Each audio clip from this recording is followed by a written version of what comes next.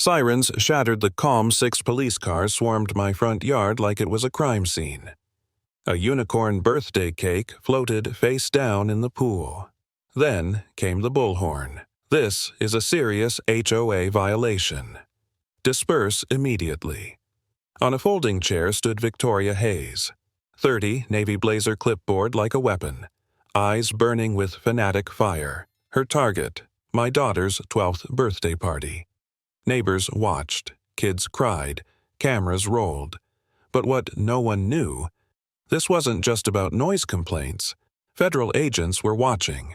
A single name kept surfacing: Derek Ashford. And 3 hours earlier, everything felt normal. Until the first knock at the door. You think you know HOA drama. This one made national news.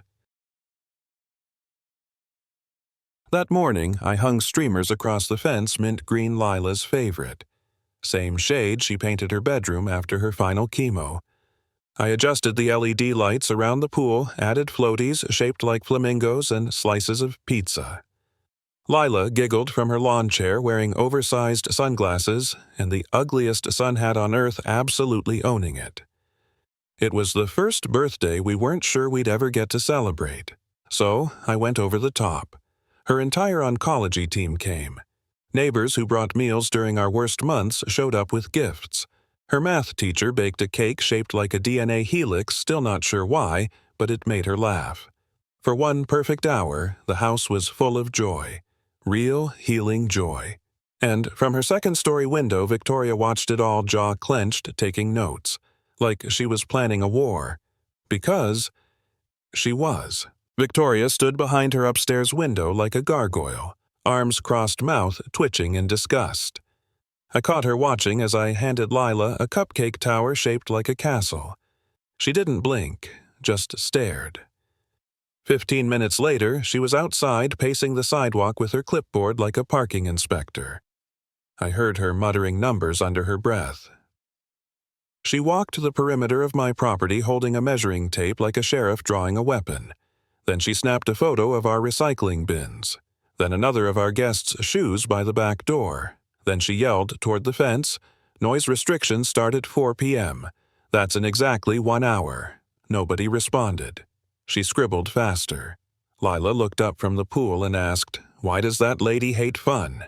I didn't answer, but I knew. Victoria wasn't here to complain. She was here to build a case. At 2:07 p.m., the pool jets stopped working. Then the LED lights flickered and died. I checked the fuse box, nothing wrong. But next to it on the ground was a pair of garden shears, still warm. I looked up and saw Victoria standing by the hedge, smirking. "You might want to check your wiring," she called out, voice sugary sweet. "Wouldn't want another accident like your wife's." Time stopped. Lila was still in the pool laughing with her friends, but all I could hear was that one word, accident. My fists clenched. "I'm sorry," I said through my teeth.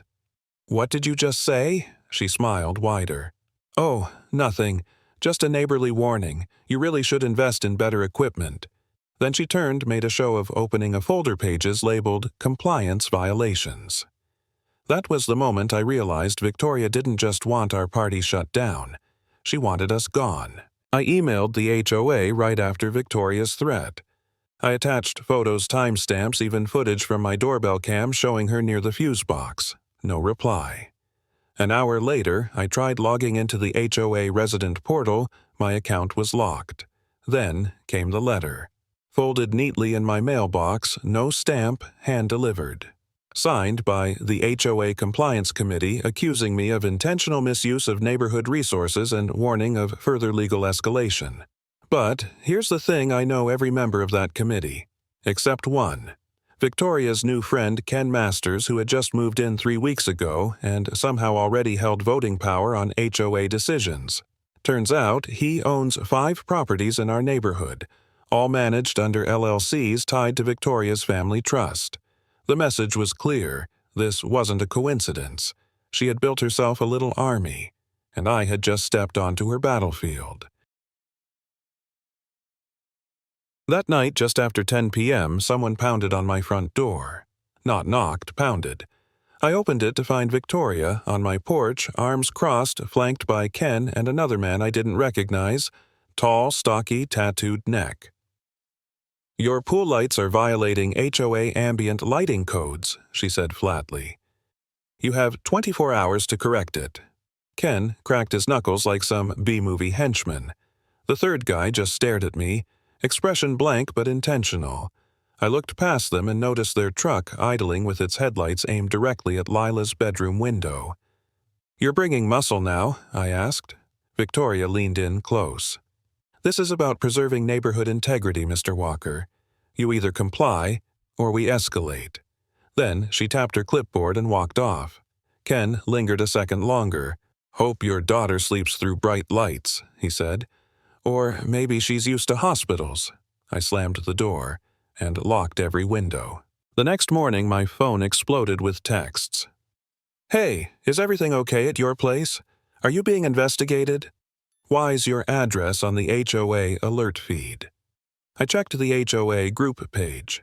Victoria had posted a blurry photo of our party captioned "Unpermitted Gathering," possible insurance fraud, noise complaints filed, pending investigation.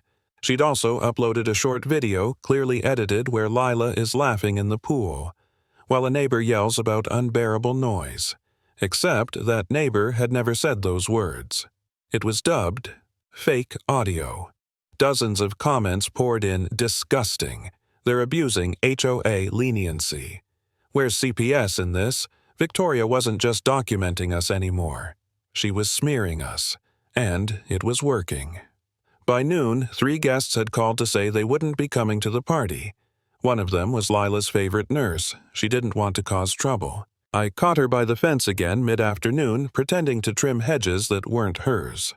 Lila was floating on a unicorn raft singing along to a Taylor Swift song when Victoria looked up and spat the words that snapped something in me. Maybe if her immune system was as strong as her mouth, she wouldn't be a burden. I froze. Lila heard it. Her smile vanished. "What did she mean, Dad?"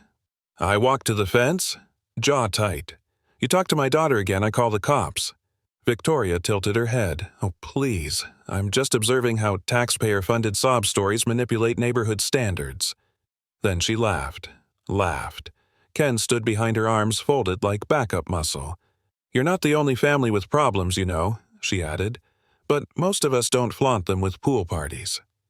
I stood there shaking, and for the first time I was ready to fight back. Just as I was about to lose it, she arrived. Elena Hartford. She pulled up in a modest silver sedan, popped the trunk, and calmly lifted out a 3-layer cake in the shape of a phoenix.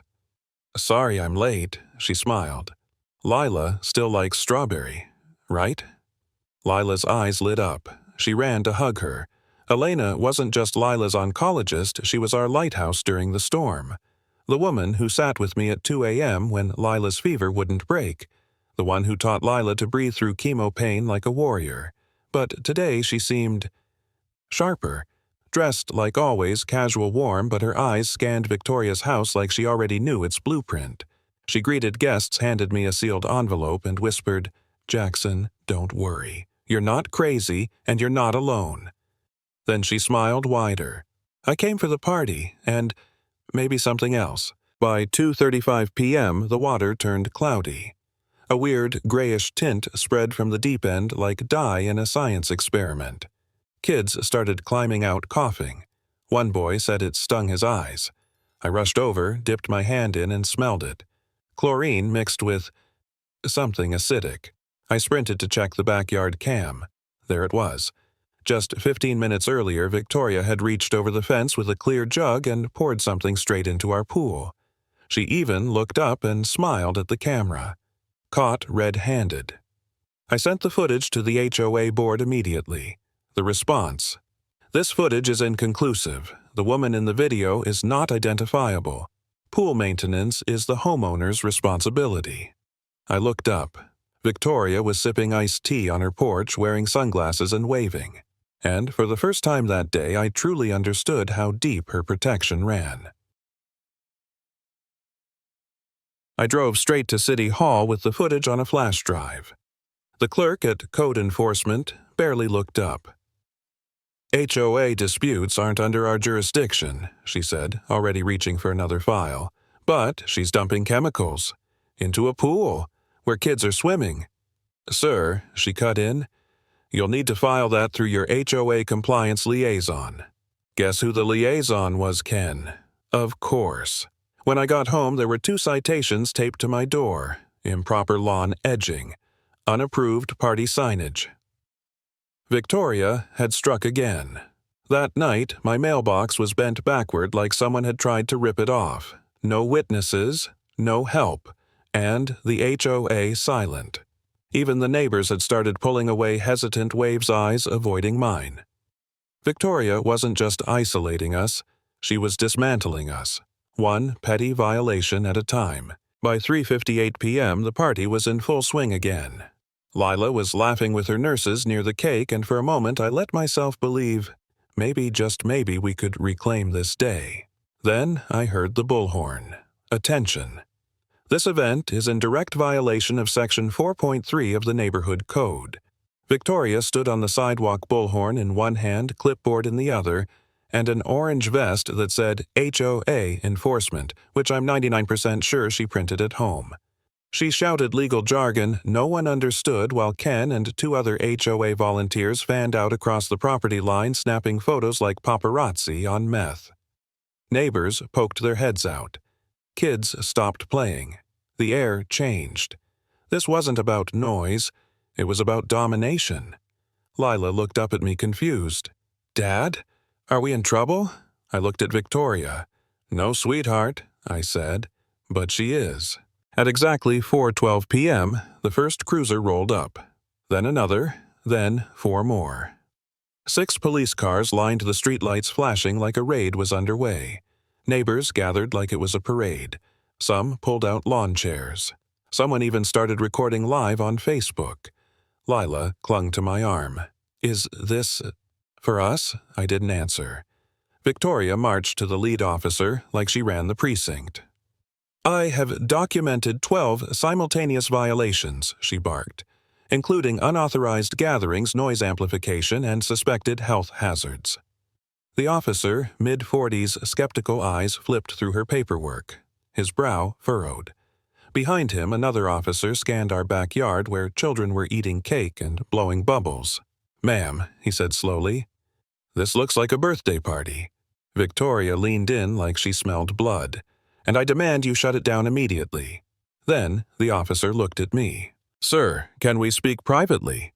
And just like that, I knew this wasn't over. Before I could answer, the officer, a calm voice, cut through the chaos like a scalpel.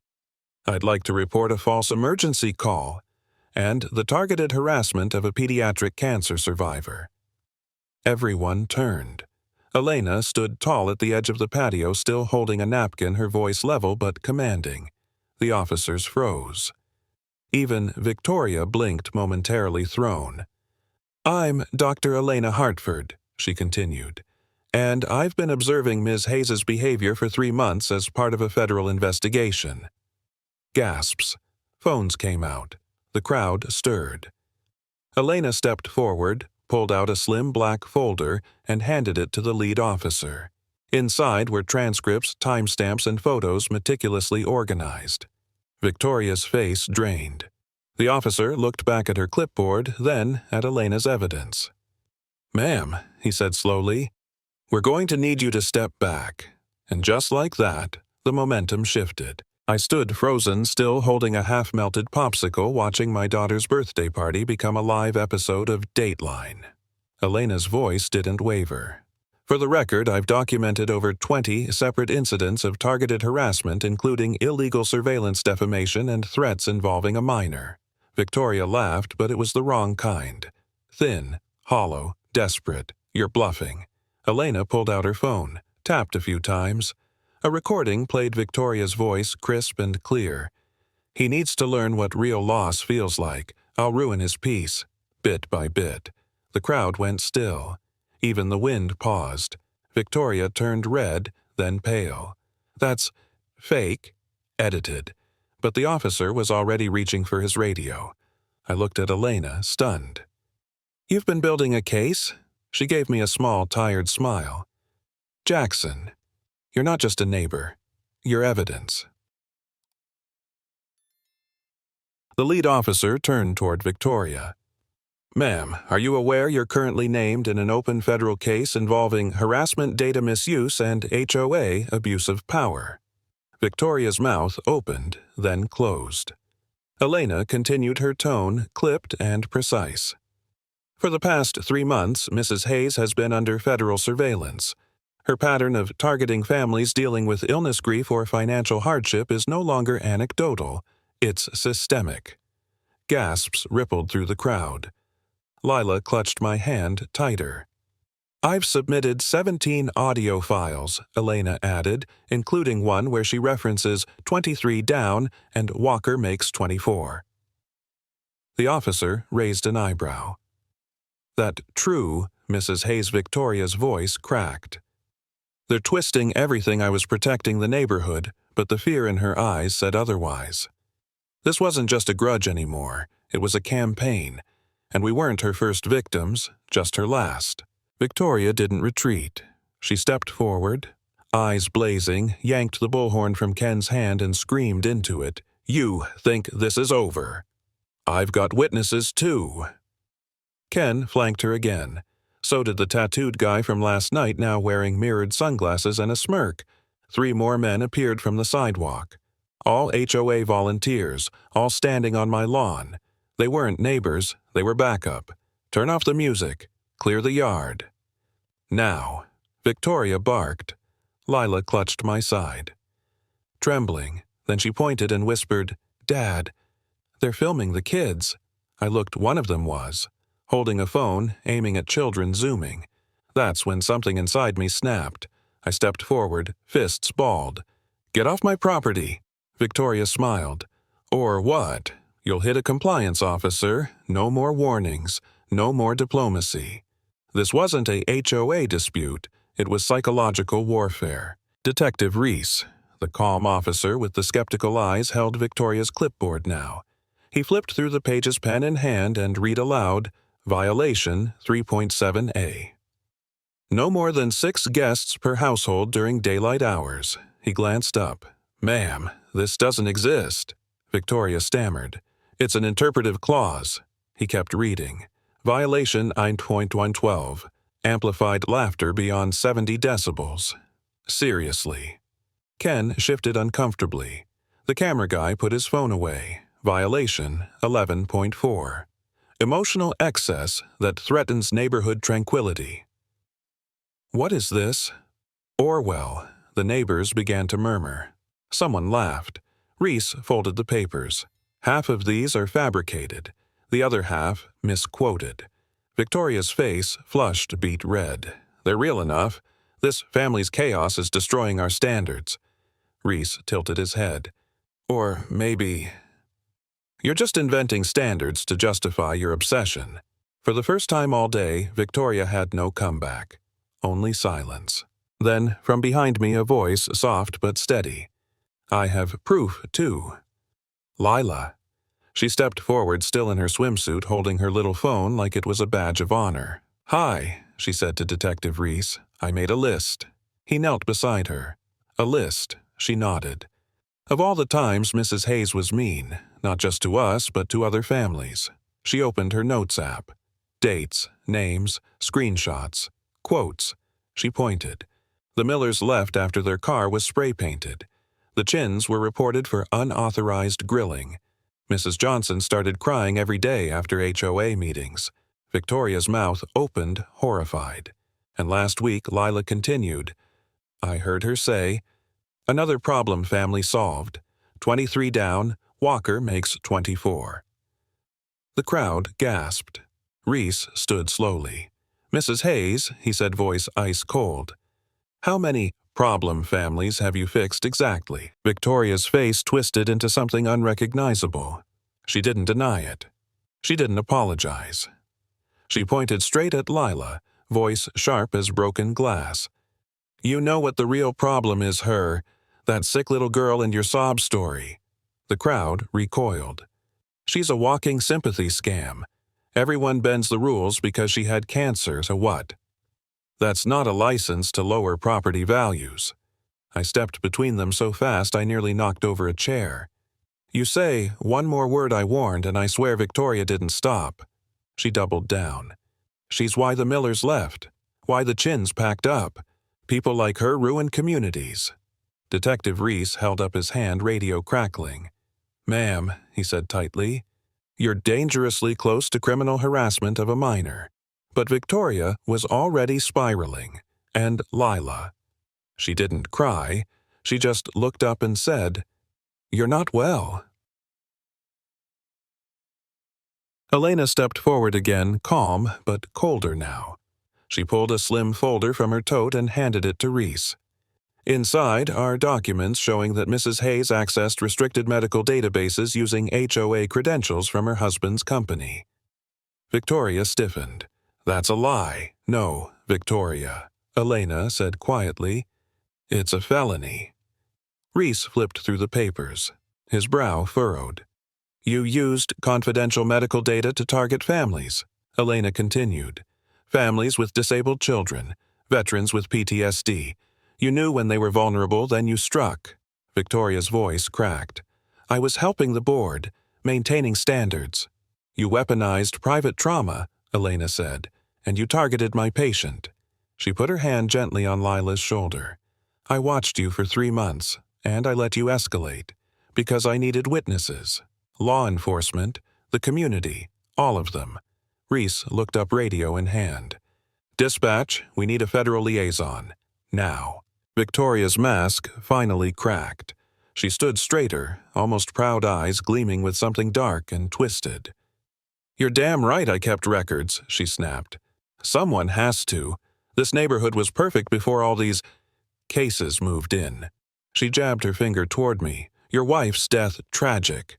But why should we all suffer because you couldn't handle a yellow light? Gasps rippled through the crowd. And her, she pointed at Lila. Every time someone looks at her, they see weakness, pity, decay. That's not the community I moved here for. Reese stepped forward, but Elena held up a hand. Let her talk, she whispered. Let everyone hear her. Victoria sneered. I've done what the HOA never had the guts to do, clean house. If you think this family's the only one I've corrected, think again. And right then, no one doubted it. She meant every word. A black SUV pulled up, no sirens, no lights. Just quiet authority. A woman in a dark suit stepped out, flashed a badge. Agent Sarah Martinez, FBI. Gasps echoed. Even the birds seemed to stop. She walked straight to Reese, nodded, then turned to Victoria. Victoria Hayes, she said clearly. You are the subject of an ongoing federal investigation involving data misuse, harassment of protected individuals, and potential violations of HIPAA and anti-discrimination laws. Victoria blinked like she'd been slapped. This is insane. You can't just, oh, but we can, Agent Martinez cut in. We've been monitoring your digital footprint for months. Email, threads, internal HOA logs, illegal database access. You left a trail. Ken started backing away, slow, casual, like he could melt into the grass. He couldn't. Agent Martinez glanced at him. And you, Mr. Masters, stay right there. Everything was collapsing, and Victoria knew it. Victoria spun toward me, eyes wild. This is your fault, she screamed. You and your dying daughter turning this neighborhood into a soap opera. Gasps from every corner. Someone dropped a drink. You think you're heroes? You're parasites? You came here with your tragedy, your charity meals, your medical sob stories, and you expect the rest of us to just smile. Lila shrank behind me. My hands curled into fists. You poisoned this place with your weakness. I gave you warnings, but no Mr. Victim had to throw a pool party. She pointed at Elena. And you used your husband's title to cover for these degenerates. Elena didn't flinch. Neither did Agent Martinez. Reese finally stepped in. Ma'am, that's enough. No, Victoria shrieked. They made me do this. I was saving our community, but nobody was listening anymore. Even her own voice sounded hollow. Elena took a deep breath, her eyes never leaving Victoria. "There's more," she said quietly. "Mr. Walker's wife's death was no accident." A hush fell. I reviewed traffic data and surveillance footage manipulated signals at the intersection where she died. Victoria's face paled, but she tried to mask it. This was part of an orchestrated plan to force families like the Walkers out. The officers exchanged stunned looks. "I'm talking about tampered traffic lights," Elena continued. "Sabotage designed to depress property values, push us out, and clear the way for development." Victoria's lips trembled, but she said nothing. Lila looked at me, eyes wide. "Dad?" "They tried to take Mom away too." I swallowed hard. "Yeah, baby. But we're still here, and we're fighting back." 2 black SUVs screeched into the driveway. Federal agents poured out badges shining under the afternoon sun. Victoria stood frozen eyes darting wildly as Agent Martinez read her rights. "You are under arrest for conspiracy data theft and harassment," the agent said firmly. Victoria's lips curled into a twisted smile. "You think this ends with me?"